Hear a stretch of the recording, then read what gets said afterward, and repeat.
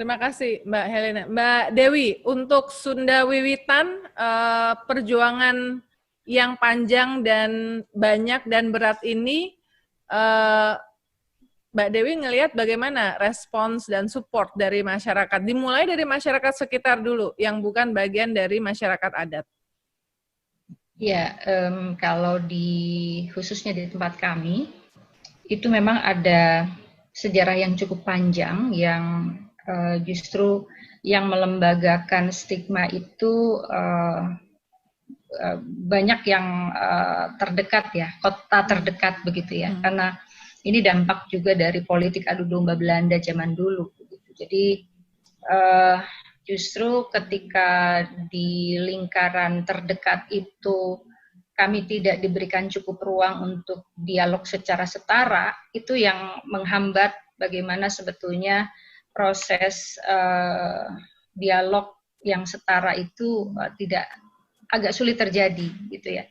Jadi masih perlu katakanlah mediator dari ya support dari masyarakat luas yang lebih cenderung sebetulnya berpikiran lebih objektif ya ketimbang ada sejarah masa lalu yang memang dikembangkan oleh Belanda untuk menstigma dan melekatkan fobia kepada kami gitu, leluhur masyarakat adat yang sebetulnya leluhur kami itu tidak lebih hanya mengejarkan nasionalisme gitu ya, tetapi karena proses panjang pengadu dombaan itu berhadap-hadapan dengan identitas keagamaan, itulah yang agak cukup berat begitu ya ketika politik identitas SARA ini yang selalu dimunculkan gitu ya.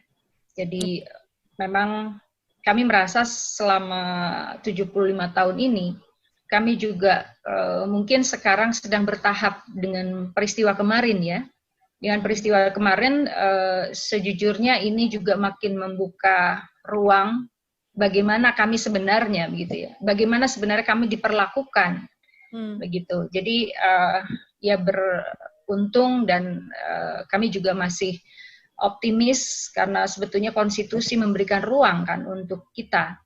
Tinggal kita sebagai sesama anak bangsa ini konsisten dan konsekuen bagaimana mengawal konsensus bangsa kita terhadap bagaimana kehadiran negara terhadap masyarakat adat, bukan sekedar kami dilihat sebagai sebuah objek pariwisata gitu ya.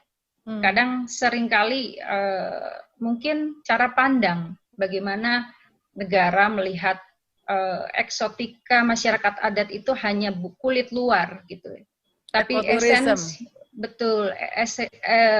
eksistensi atau esensi dari masyarakat adat yang mereka pertahankan, melestarikan lingkungan, melestarikan hak-hak spiritual, menjaga ruang hidup dan kebudayaan, itu juga sebetulnya berkontribusi banyak untuk bangsa ini gitu ya.